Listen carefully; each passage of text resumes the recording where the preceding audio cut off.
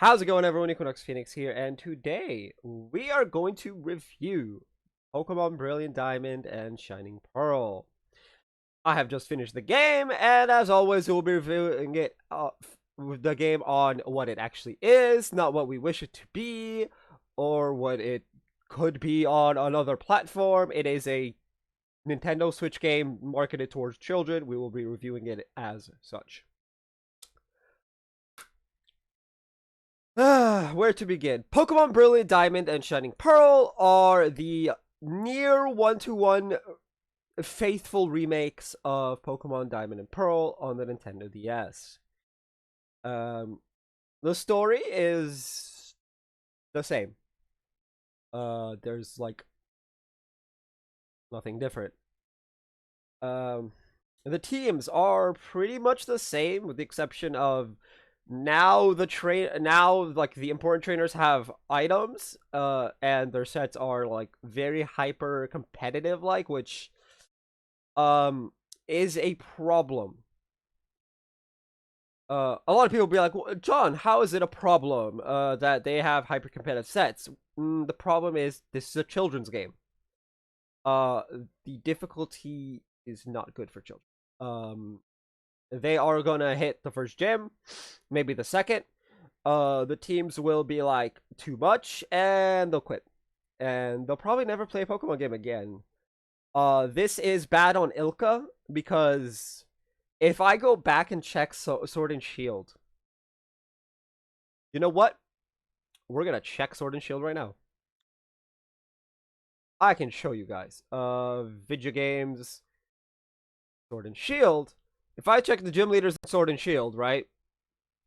Or even the Elite Four, they do not have a hyper competitive moveset. They don't even have items. You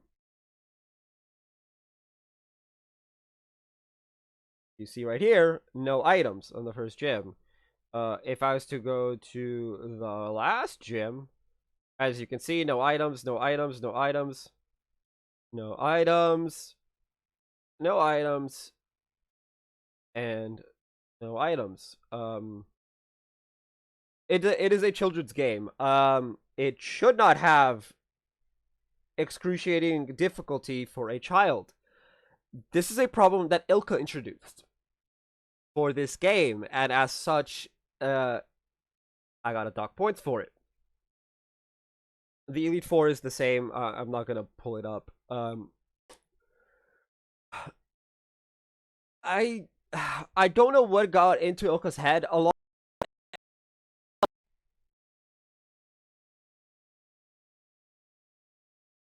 Uh, I have met. I went straight into a game-breaking bug in the first badge. As we saw. Unlike in the originals and in literally every Pokemon game except Brilliant Diamond and Shining Pearl, in BDSP, if you have max or near max number of TMs, it breaks the game when a gym leader tries to give you the reward for it. In Diamond and Pearl, the originals, the gym leader is like, "Oh no, your bag is too much," and the conversation continues. Well, the conversation stops actually, and they let you go. I could easily pull this up. I won't because you can easily yourself. It's not that hard to do. You can easily check it yourself. They leave it. Hell, I'll show it. I will gladly show it when we do the normal Diamond playthrough. In 7 years' time or whatever. Whenever I get around to it. It breaks the game. The game literally freezes. It's like, oh no, your bag is full, and the dialogue disappears, and the controls are broken. That's a game-breaking bug. And it's not the only one. A lot of the stuff that happens, I've seen it on Twitter. About a lot of people come hit bugs.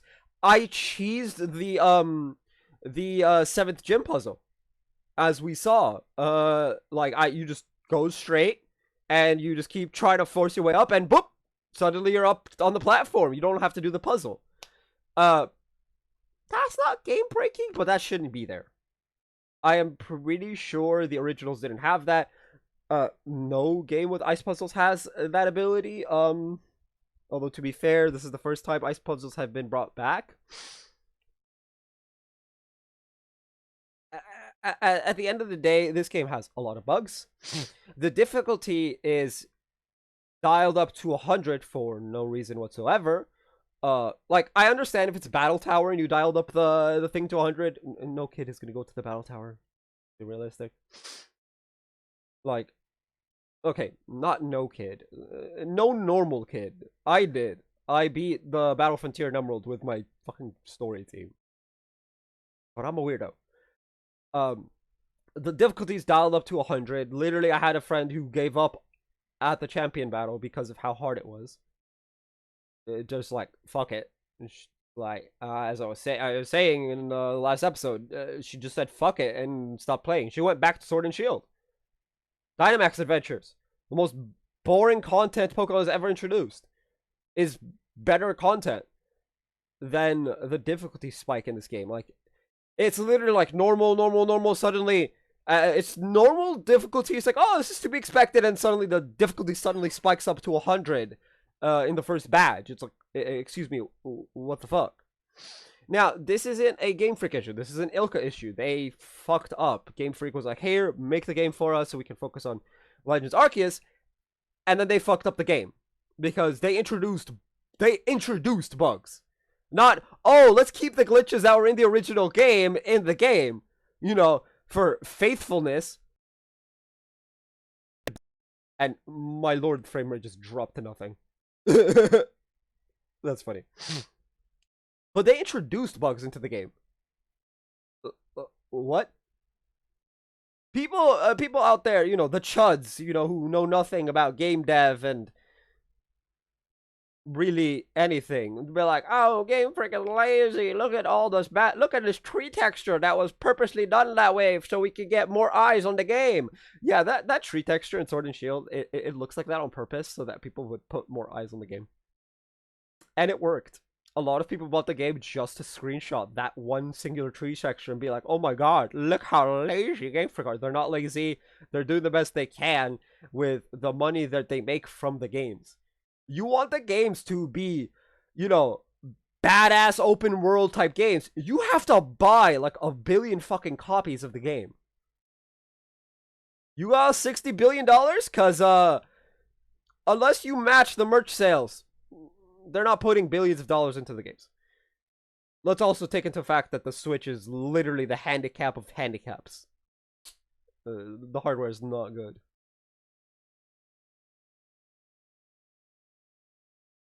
But back to Diamond and Pearl remakes. It's not good. Not as good as the originals. Like, it's literally 3D Diamond and Pearl, but it's also Diamond and Pearl were better. Like yikes, the Diamond and Pearl were better. Because remember, difficult scaling. It needs to be it needs to be somewhat difficult but still doable for a child. I, as a grown-ass man, almost 30 years old, only continued the game for the Let's Play. At times. It's the reason why it took me like 5 days to record it. It's the 23rd right now. It took me 4 days. Saturday, Sunday, Monday, Tuesday morning. It took me 4 days. I blitzed through Diamond and Pearl early this year because I got myself a copy of it for my birthday. Because, you know, I lost my original Diamond copy. Which I showed again during the playthrough. But the difficulty was too much. No 20-year-old should have difficulty with a Pokemon game. It is not a thing that should exist. No 20-year-old should confidently say, this game is too hard. It is not supposed to happen. This is a game meant for 8-year-olds. Now, it runs well. Outside of the game-breaking bugs that people keep running into. So, plus 1 point, I guess. Now, I should probably just end this video and give you a rating out of 10. 7. I can't give it more than a 7 out of 10. I am sorry. Like, I am being generous by giving it a 7. Like, the amount of game-breaking bugs that people have posted on Twitter that I have seen, by all rights, I should just give it a flat 0. But it had a good base, and so I'm gonna give it a 7. If this was a standalone game, like a brand new game instead of a remake, it would straight up be a 0. But because it had a good base in Diamond and Pearl, and for the most part, it's playable, I'll give it a 7 out of 10. I'll be kind. 7 out of 10. Anyway, tell me what you guys thought of the game down in the comment section down below. That's gonna be for this video. If you guys haven't already, hit like, hit subscribe if you're new. I will see you guys probably next year. And as always, stay bright.